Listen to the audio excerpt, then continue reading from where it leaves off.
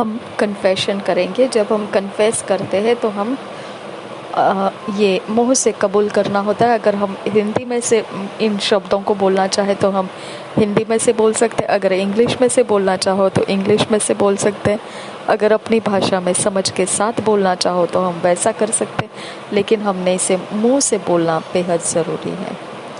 I belong in the kingdom of light, a royal and glorious kingdom of supermen, where sin, sickness, disease, depression, poverty, frustrations, and everything associated with Satan and darkness are alien.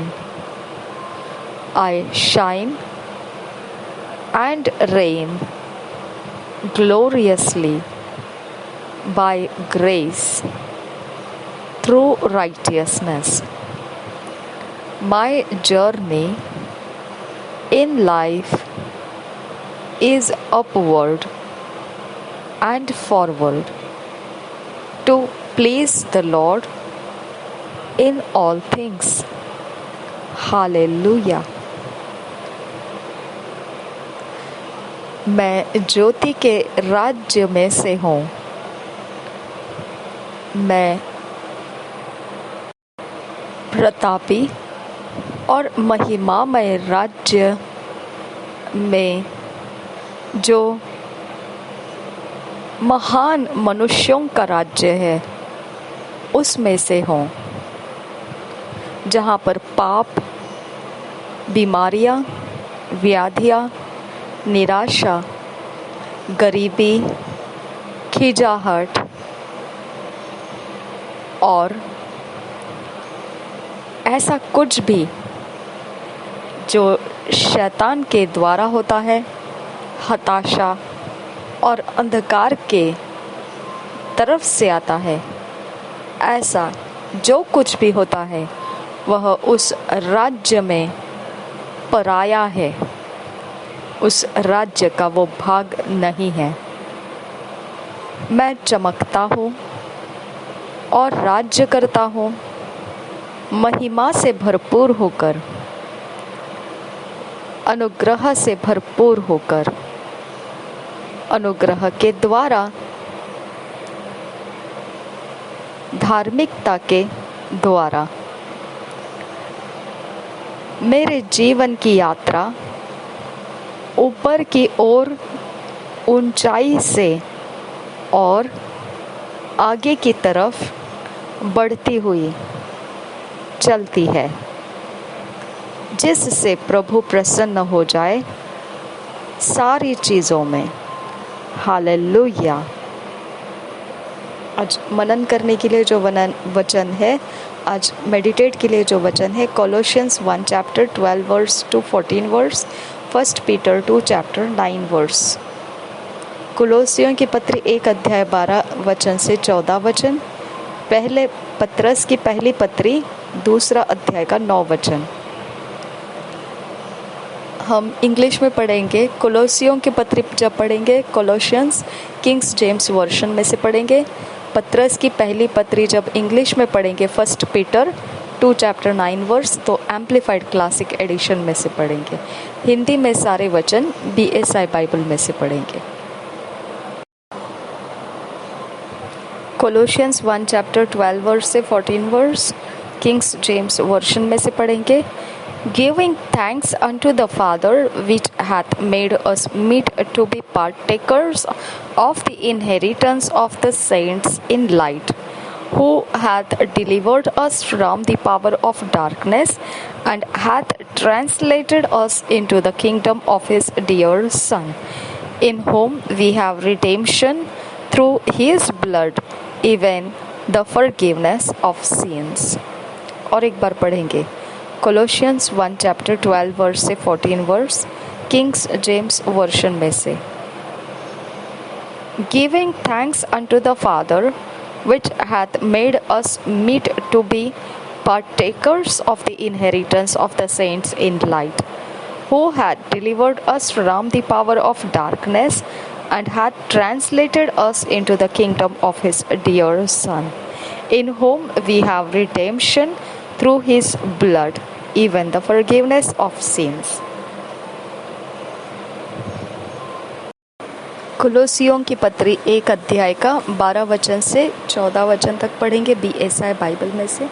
और पिता का धन्यवाद करते रहो जिसने हमें इस योग्य बनाया कि ज्योति में पवित्र लोगों के साथ मिरास में सहभागी हो।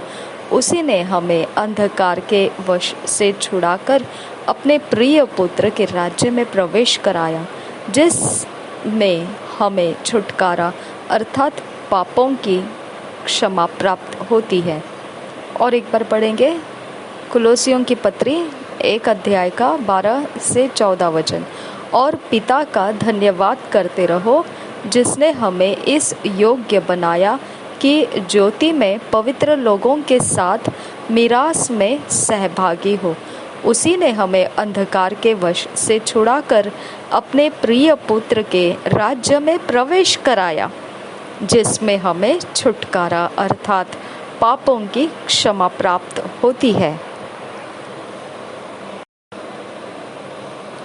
हम पढ़ेंगे 1 Peter 2 chapter 9 verse, amplified Bible classic edition में से पढ़ेंगे। 1 Peter 2 chapter 9 verse, amplified Bible classic addition.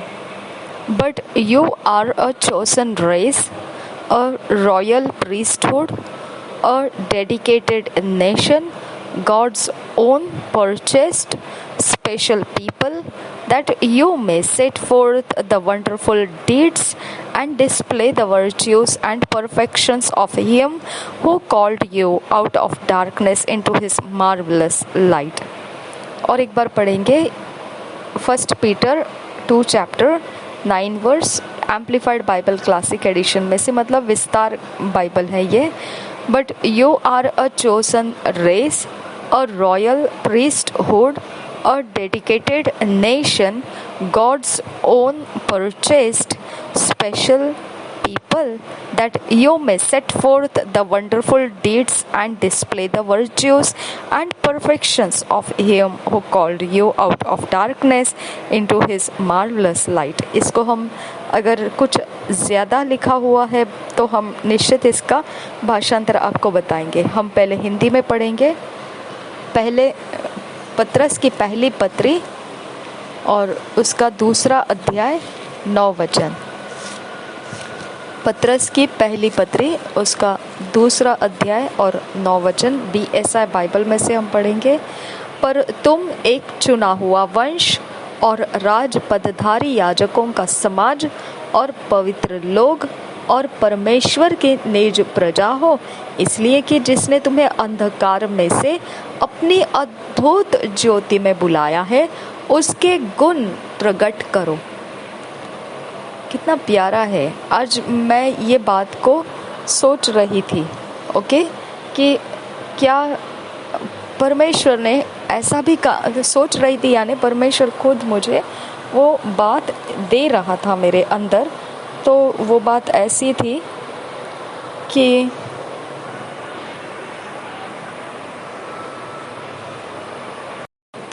मैं ये बात सोच रही थी कि मुझे परमेश्वर का आत्मा दे रहा था कि वचन ऐसा लिखा है कि तुम सर्प के समान चतुर बनो और कबूतर के समान निष्कलंक और निरुपद्रवी बनो। ठीक है, तो सर्प के समान चतुर बनो। तो एक उदाहरण दिया था। क्या उदाहरण दिया था कि एक इंसान था जो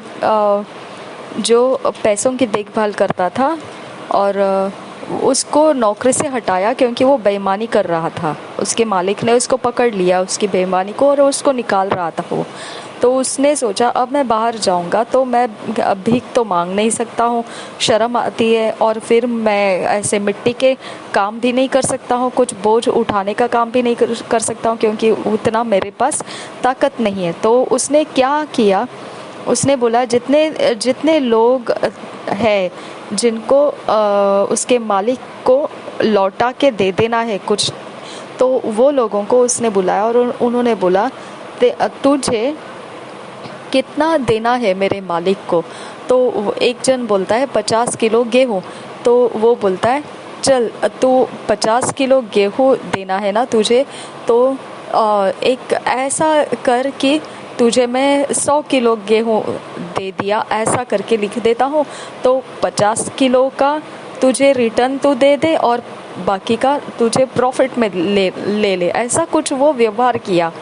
ओके, जो अब सीधी तरह से उसको वचन अगर हम पढ़ेंगे तो हम बता सकेंगे। अब उसका व्यवहार का जो है ना बात, उसने यहाँ से वहाँ, वहाँ से यहाँ सारी हेरा फेरी करके बाहर वालों का मन जीत लिया। ओके, और वहाँ जाने के बाद में वो अब स्वीकारा जाएगा वहाँ पर जाने से। तो उसका मालिक ने जब ये जाना कि उसने इस प्रकार से अपने लिए अब दूसरा रास्ता पकड़ा, बाहर वाले जो लोग थे, देनदार थे उस मालिक के, उनको उसने अच्छे से पकड़ लिया, अच्छा मन पकड़ लिया उनका। अब तो उसका मालिक बोलता है तू इतना होशियार है, तू इतना बुद्धिमानी से काम कर लिया, तूने अपने लिए रास्ता बना लिया। तो ये एक एरिया ऑफ लाइफ है वहाँ पर। और यहाँ पे ऐसा भी लिखा है कि तुम अंधकार के जगत में जैसा ज्योति के संतान से भी ज़्यादा अंधकार के संतान ज़्यादा चतुराई से चलते हैं, चतुराई से, बहुत ज़्यादा चतुराई से चलते हैं, और ज्योति की संतान बहुत नादान तरीके से चलती है। तो इसका मतलब क्या हो जाता है कि जो यीशु मसीह कह रहा है तुम सर्प के समान चतुर बनो और कबूतर के समान निरुपद्रवी और निष्कलंक बनो। तो कबूतर के समान बोला है, कबूतर बनो ऐसा नहीं बोला है, उसने बोला है कबूतर के समान। मतलब कबूतर की समान आपको जो परमेश्वर बता रहा है, ये एक प्रकार का उसका कैरेक्टर के अंदर कबूतर को अगर हम स्टडी करेंगे तो हमको पता चलेगा एग्जैक्टली वो निरुपद्रवी और निष्कलंक किस प्रकार से है। ओके, लेकिन सर्प के समान चतुर बनो बोलेंगे तो सर्प का तो विशेषता अंधकार के जगत के संतानों को दिया गया है कि अंधकार के जगत के संतान चतुराई से चलते हैं, टेढ़े मेढ़े रास्ते से चलते हैं। ओके, वो अपने आप को बचाना जानते हैं और अपने आप का फ़ायदा करा लेना जानते हैं। और वही उस दास ने किया जिसने जो पैसों की हेरा फेरी करते हुए पकड़ा गया था, उसने भी अपने आप को बचा लेना जाना, उसने भी अपने लिए रास्ता बना दिया। ओके, तो ये तरह से परमेश्वर प्रभु यीशु कुछ कह रहा है इस वचन के अंदर से कि हमको चतुराई कैसे यूज़ करनी है। चतुराई यानी क्या है, मुझे फिर परमेश्वर का आत्मा ये बताया, स्पिरिचुअल लॉज तुमको मालूम होना चाहिए। लोग सब कुछ स्पिरिचुअली देखते हैं और हमको भी स्पिरिचुअली देखना आना चाहिए। ओके, लोग सब कुछ स्पिरिचुअल लॉ का इस्तेमाल करते हैं और फिर वहाँ से वो प्राप्त करते अपने लाइफ के लिए कुछ भी। ओके, और लोग स्पिरिचुअल लॉ अगर उनको मालूम नहीं है तो उसकी जानकारी निकालते हैं, उसके बारे में सीखते हैं और उसको इस्तेमाल करते हैं, उसी लॉ का वो आदर करते हैं, स्पिरिचुअल लॉ का ही वो आदर करते हैं। ओके, अगर आप दुनिया के अंदर देखेंगे ना तो कानून जो बनाया है मनुष्य आराम से उसको तोड़ता है, लेकिन स्पिरिचुअल लॉ को वो नहीं तोड़ता है। ओके, अगर किसी को बोला ऊंचाई से छलांग लगाओ तो वो नहीं लगाएगा, क्योंकि उसको पता है कि ये ग्रेविटेशनल फोर्स का लॉ है जो हमको हमारे शरीर के लिए हानि कर देगा। ओके, तो लेकिन वो एक कानून तोड़ने को बहुत आसानी से तोड़ेगा, क्योंकि उसके अंदर उसके अंदर उसका डर नहीं है। ओके, तो एक मनुष्य ने बनाया हुआ कानून वो तोड़ सकता है, तोड़ने की हिम्मत दिखाता है, लेकिन जो आत्मिक कानून है वो उसको नहीं तोड़ सकता है, क्योंकि उसके बारे में वो ऑटोमेटिक उसके अंदर एक रिजेक्शन है कि वो नहीं करेगा ऐसा। ओके, ऑटोमेटिक परमेश्वर का सिस्टम उसके अंदर ऐसा है कि वो इनकार करेगा। ठीक है, तो हमारे अंदर स्वाभाविक तरह से स्पिरिचुअल लॉ हम मान्यता कर रहे हैं।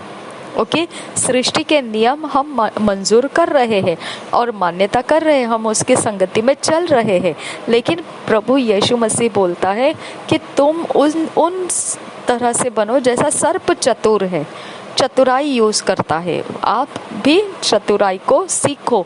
तो चतुराई को सर्प के समान चतुर बनो बोलेंगे तो इसका मतलब है सर्प का चतुराई किसमें है पता है, वो स्पिरिचुअल अंडरस्टैंड करता है और उसके अंदर से वो अपने फायदे कराता है। ओके, स्पिरिचुअली वो समझता है कुछ बातों को कि ये करेंगे तो वो होगा, वो बिजनेस माइंडेड है वो। ओके, बिजनेस माइंडेड मतलब क्या है, वो सिर्फ मनुष्य को किसी भी प्रकार से दुष्टता करने के लिए खींच लेना चाहता है, चाहे वो झूठ बोलकर, चाहे धोखा देकर, चाहे अच्छी बातें बोलकर, चाहे सीधे रास्ते से, चाहे टेढ़े रास्ते से। ओके, वो मनुष्यों को किसी भी हालत से बुराई करने के लिए अपने साथ जोड़ लेना चाहता है, अपने में एडिशन कर लेना चाहता है। ओके, क्योंकि वो अकेला नरक में नहीं जाना चाहता है, उसके साथ हमको भी वो खींचना चाहता है। तो मनुष्य को कौन से तरफ से और किस प्रकार से वो अपने साथ जोड़ लेगा कि उसके अंदर से फिर दुष्टता वो बहा सकेगा, उसके अंदर से वो रॉन्ग इन्फॉर्मेशंस देके उसको गंदी बातों में इन्वॉल्व कर पाएगा, ये तरह से उसको यूज कैसे कर पाएगा, उसकी तरफ उसकी चतुराई रहती है। ओके, और ये चतुराई को अगर देखा जाएगा तो सर्प के समान चतुर बनो तो ये तो वही बन जाता है। फिर हमको स्पिरिचुअल लॉ और स्पिरिचुअल समझदारी बढ़ाने की ज़रूरत है। हम अब ये तो कोई ऐसा तो है नहीं कि जादू टोना बाबा टाबा की बात है कि ऊपर ऊंचाई से कूदी मारो तो ग्रेविटेशनल फोर्स, भूमि आकर्षण आपको परेशानी में डाल सकती है। तो ये तो कोई बाबा टाबा की बात नहीं है, तो स्पिरिचुअल लॉ है, ये सृष्टि का नियम है। ओके, अगर आग लगी है तो उसके ऊपर आप पानी डाल दो, पानी से बुझ जाएगा, ये तो सृष्टि का नियम है। ओके, अगर आपको ठंडक महसूस हो रही है तो आप स्वेटर पहनो, गर्मी के कपड़े गर्म होंगे ऐसे कपड़े पहनो, तो ये तो सृष्टि का नियम है। ओके, लॉ है ये। ओके, नेचर लॉ है। ठीक है, तो स्पिरिचुअली भी ऐसे लॉ मौजूद है जिसके बारे में हम अज्ञान है। वो कोई बाबा टाबा के लॉ नहीं है, वो स्पिरिचुअल लॉ है। जैसे साधारण व्यक्ति अगर उसको पालन ना भी करे तो भी उसको वो अफेक्ट करता है और वो उसके अंदर अधीन होकर रहता भी है, उसको पता भी नहीं रहेगा ये। तो उसी के बारे में ये क्या किया है, लोगों ने जानकारी निकाल लिया है, उसके बारे में स्टडी किया है, उसके बारे में उन्होंने और भी ज़्यादा आत्मिक शक्तियों को भी सोच लिया, देख लिया और फिर उनको वो यूज़ करने लगे हैं। तो उनका लाइफ ज़्यादा सक्सेसफुल हो जाता है पृथ्वी के ऊपर, हम मसीहों से भी ज़्यादा सक्सेसफुल हो जाता है, क्योंकि वो स्पिरिचुअल लॉ को समझते हैं और उसको वो वैल्यू देते हैं, उसकी अधीन रहते हैं और उसके विरोध नहीं जाते हैं। ओके, स्पिरिचुअल लॉ के विरोध नहीं जाते हैं। वो एक मनुष्य ने बनाया हुआ कानून का विरोध करेंगे, लेकिन आत्मा का लॉ जो है, कानून है, उसका वो विरोध नहीं करते हैं। ओके, तो इस तरह से हमको समझ में आना चाहिए कि हमको परमेश्वर जो बोल रहा है कि अंधकार के जगत के संतान ज्योति के संतान से ज़्यादा चतुर है, लेकिन ज्योति के संतान इनोसेंट है, सिंपल माइंडेड है, नादान है। ओके, और वो कहता है सर्प के समान चतुर बनो। और वो जो दुष्ट दास था जिसने बहुत हेरा फेरी कर ली थी पैसों की, उसका मालिक उसको दोबारा रख लेता है, क्योंकि उसने बहुत चालाकी दिखाई, चतुराई दिखाई, अपने नेक्स्ट समय को कैसे वो अरेंज करेगा, मैनेज करेगा, उसके बारे में उसने तुरंत फटाफट हेरा फेरी को इस्तेमाल करके अपने लिए अगला समय, फ्यूचर भी बना लिया। वो डिपेंड नहीं रहा वो उस मालिक के ऊपर। ओके, तो इस प्रकार से वो एरिया ऑफ लाइफ आज मेरे दिमाग में चल रहा था कि परमेश्वर का आत्मा मुझे बता रहा था ये बातें। ओके, और अब देखिए यहाँ पे वचन के अनुसार हमको क्या दिया है। 2 अध्याय, पहले पत्रस की पहली पत्री उसके 2 अध्याय का 9 वचन देखिए क्या लिखा है। पर तुम एक चुना हुआ वंश और राज पदधारी याजकों का समाज और पवित्र लोग और परमेश्वर के निज प्रजा हो, इसलिए कि जिसने तुम्हें अंधकार में से अपनी अद्भुत ज्योति में बुलाया है। ओके, जब अंधकार की संतान चतुराई इस्तेमाल कर रही है और यीशु मसीह बोल रहे हैं सर्प के समान चतुर बनो, तो ये चतुराई यहाँ से तो परमेश्वर ने हमको बाहर निकाला है। तो ये एरिया ऑफ लाइफ मैंने पवित्र आत्मा को मांगा है कि हमें वो सिखाए, हमें वो समझाए इसके विषय में। ओके, अंधकार में से अपनी अद्भुत ज्योति में बुलाया है, उसके गुण प्रकट करो। देखिए, उसके गुण प्रकट करो बोला है। अगर हम सर्प के समान चतुर बनने लगे तो सर्प के गुण प्रकट हो जाएंगे हमारे लाइफ में, है ना। तो इसके लिए वो वचन का अर्थ क्या है, मैंने पवित्र आत्मा को मांगा है। जब मुझे जवाब मिलेगा निश्चित है मैं आपको भी हेल्प करूँगी। ओके, बताऊँगी वो क्या जवाब मिला। ठीक है, तो आज का मनन करने का वचन, बहुत प्यारा वचन हमको दिया परमेश्वर ने कि हमारे अंधकार में से छुटकारा हुआ है। अंधकार से अब हमको डरने की ज़रूरत नहीं है। अंधकार का हमारे अंदर कोई हिस्सा नहीं है। हम अद्भुत ज्योति में बुलाए गए हैं। हम परमेश्वर के गुणों को प्रकट करने के लिए बुलाए गए हैं। तो आपका अच्छा स्वभाव, अच्छा मन, अच्छे गुण, अच्छे शान शौकत में आपको रहना है, जो परमेश्वर को भाता हुआ जीवन है। ये नहीं कि आपके शरीर के देख दिखावे की शान और शौकत बोल रही हूँ, ये नहीं, आपके गुणों की बड़ी मात्रा में आप जो परमेश्वर ईश्वरीय गुण होता है आपको उसको प्रकट करना है। ठीक है, मैंने एक बात और देखा। ओके, जब भी दुष्ट आत्मा से हमारा सामना हो जाता है, ओके, अगर किसी इंसान में है या कहीं पर है जो अदृश्य में है, आपको जस्ट एक उस जगह में गए, आपको कुछ महसूस हुआ, तुरंत आपके अंदर से जो रिएक्शन निकलता है, ओके, वो कैसा रिएक्शन निकलता है, या तो आप डर जाएंगे और वहाँ से निकल जाएंगे, और दूसरा रिएक्शन क्या निकलता है, मेरे अंदर से तो ये रिएक्शन निकलता है, यीशु के नाम में तुझे आ गया, get out in the name of Jesus. इस प्रकार से मैं उसके ऊपर क्या कहते हैं ना, झिड़कार लगा देती हूँ, झिड़क दे देती हूँ उसको। ओके, तो मैंने एक बात को देखा कि चाहे जब कुछ लोग ऐसे हैं, ओके, जो अपने अंदर से दुष्ट आत्मा को तो चलाते हैं, जानते हैं वो दुष्ट आत्मा को चलाना, लेकिन वो असली में एक प्रकार का नम्र जीवन भी उनके अंदर होता है। वो ऐसा जीवन जो प्रकार से शुद्ध जीवन का उनके अंदर का मन रहता है, लेकिन लोगों के सताव के कारण, लोगों के बीच में रहना है, इसकी वजह से उन्होंने कुछ प्रकार से अपने कुछ गलत तरीके के रास्ते भी उन्होंने अपने साथ सीख कर रखे हैं। ठीक है, लेकिन असली में ना परमेश्वर का अनुग्रह उनके ऊपर दिखाई देता है। ओके, असली में देखा जाएगा ना, शायद से उनके ऊपर परमेश्वर का कुछ कृपा दृष्टि है। ओके, तो ऐसे लोग जो है जिनके ऊपर सच में परमेश्वर का अनुग्रह दिख रहा है, जैसा उत्पत्ति के पहले अध्याय के 2 वचन में लिखा है कि पवित्र आत्मा मंडरा रहा था, है ना। दूसरे वचन में, पहले अध्याय के 2 वचन में लिखा है पवित्र आत्मा गहरे जल के ऊपर मंडरा रहा था। ओके, तो वैसा ही अगर किसी के ऊपर पवित्र आत्मा मंडरा रहा है ना, ओके, तो चाहे वो आपके सामने दुष्टता किया भी होगा ना, तो भी आपको मालूम पड़ेगा, जब वो आपको मालूम पड़ेगा कि वो असली में दुष्टता के आधार से नहीं जी रहा है, लेकिन कहीं तो उसका कुछ है ऐसा कि उसने दुष्टता दिखा दी। ओके, तो आपका और उसका संबंध अच्छा रहता है। ओके, तो लोगों को ये मिसअंडरस्टैंडिंग हो जाता है, तो वो लोग क्या बोलते हैं, क्या वो लोगों ने दुष्ट आत्माएं नहीं चलाई क्या, तो हम लोग जब चलाते हैं तभी उनको क्यों प्रॉब्लम आता है। फर्क ये है कि उनके ऊपर पवित्र आत्मा मंडरा रहा है, हम लोग पवित्र आत्मा के अधीन रहने वाले लोग हैं। ओके, हम दुष्ट आत्मा के अधीन नहीं रहते हैं।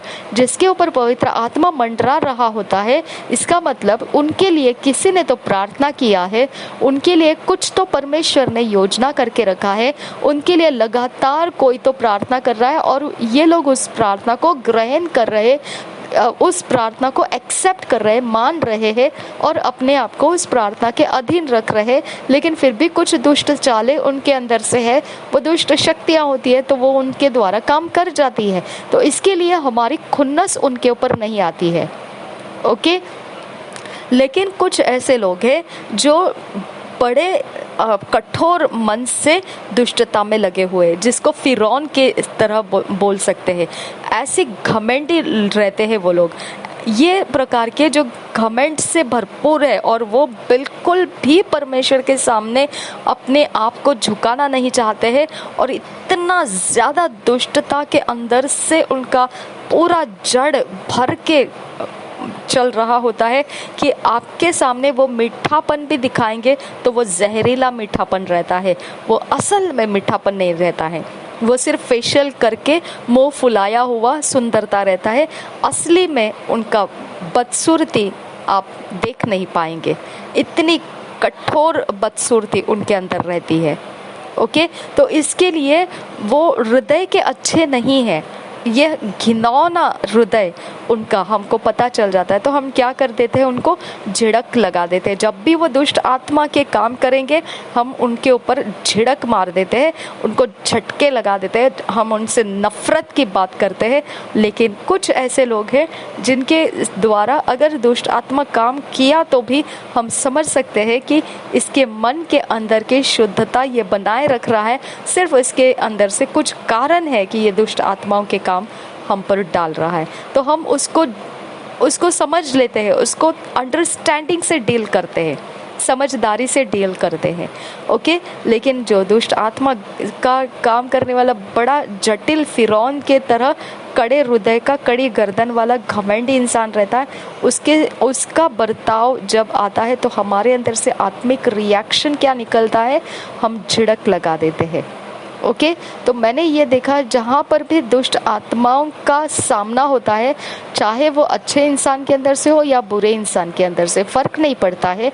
लेकिन अगर बुरा इंसान है तो भी और अच्छा इंसान है तो भी, अगर दुष्ट आत्मा काम किया तो दुष्ट आत्मा का सामना हो गया तो हमारे अंदर से तुरंत एक रिएक्शन निकलता है, झिड़क निकलती है। ओके, नफरत निकलती है, एकदम स्ट्रॉन्ग अपोजिशन निकलता है हमारे अंदर से। ओके, स्ट्रॉन्ग रिजेक्शन निकलता है, नफरत, रिजेक्शन, इनकार की बात निकलती है। ओके, तो इस प्रकार से मैंने देखा कि आत्मा के अंदर से हम कैसे पहचान सकते हैं कि परमेश्वर के गुण हम जी रहे हैं या हमारी कुछ प्रॉब्लम चल रही है, मतलब हमारे इमोशंस में कुछ गड़बड़ी हो रही है कि हम गलत तरह का रिएक्शन कर रहे हैं। ऐसा नहीं है, परमेश्वर के गुण बहुत प्यारे हैं, मीठे हैं, परमेश्वर का प्रेम हमारे अंदर उंडेला गया है, लेकिन वो शैतान के ऊपर वो प्रेम नहीं दिखाना है, ये ऑटोमेटिक है। ये परमेश्वर का आत्मा है हमारे अंदर से जो शैतान को परख लेता है और परमेश्वर के प्रेम को कहाँ जताना है उस जगह में परमेश्वर का प्रेम रिलीज करता है। ओके, अनुग्रह रिलीज करता है। लेकिन जहाँ आप देखते हैं शमौन जो था जादूगर, उसके बारे में पतरस जो था वो बिल्कुल भी दया नहीं किया, उसके सामने खड़े होकर वो प्रचार कर रहा था और परमेश्वर के शक्ति के काम कर रहा था, और ये शमौन जादूगर के अंदर कपट भरा हुआ था। उसने आके उसको खरीदने की कोशिश की और पतरस ने उसको कोई बात नहीं बोला, उसने सिर्फ झिड़क लगाया, तू पश्चाताप कर नहीं तो तेरे ऊपर तो परमेश्वर का श्राप उतर कर आएगा, क्योंकि तूने ऐसा कुछ मांग लिया है जो परमेश्वर का अनुग्रह से होता है, पैसे से नहीं। ओके, तो तूने उसका अपमान किया है, तुझ पर परमेश्वर का क्रोध आ जाएगा। झिड़क लगाया उसको। ओके, उसके साथ परमेश्वर के प्रेम की बात नहीं की उसने। ठीक है, तो इस प्रकार से परमेश्वर के आत्मा का काम है ये झिड़क लगाना। शैतान का सामना होगा ना तो आपके अंदर से एक झिड़क निकलेगी उसके ऊपर। ओके, लेकिन अगर वो शैतान का काम नहीं, परमेश्वर के अनुग्रह का काम आपका सामना करेगा ना तो परमेश्वर का प्रेम रिलीज होगा उस इंसान के ऊपर। ओके, तो आप दोनों गुण है परमेश्वर का। आत्मा हमको बचाने के लिए, शैतान का आक्रमण से हमको बचाने के लिए, शैतान को दूर भगाने के लिए हमको क्या करता है, हमारे इमोशंस में से झिड़क को रिएक्शन में लेकर आता है, प्रतिक्रिया में लेकर आता है, क्योंकि हमको दुष्ट आत्मा का सामना हुआ है। लेकिन जब परमेश्वर का अनुग्रह का आत्मा किसी के ऊपर मंडरा रहा होता है, तब हमारे अंदर से परमेश्वर का प्रेम रिलीज हो जाता है। ओके, इस प्रकार से हमको समझना है। ये परमेश्वर के गुण के बारे में मैंने आपको बताया। प्रभु यीशु हमें इन वचनों के अंदर फिट एंड फिक्स करे। पवित्र आत्मा हमें ईश्वरीय रचना में लेकर आइए। प्रभु यीशु के नाम में मांगते हैं, सुन और कबूल कर। आमीन, आमीन, आमीन।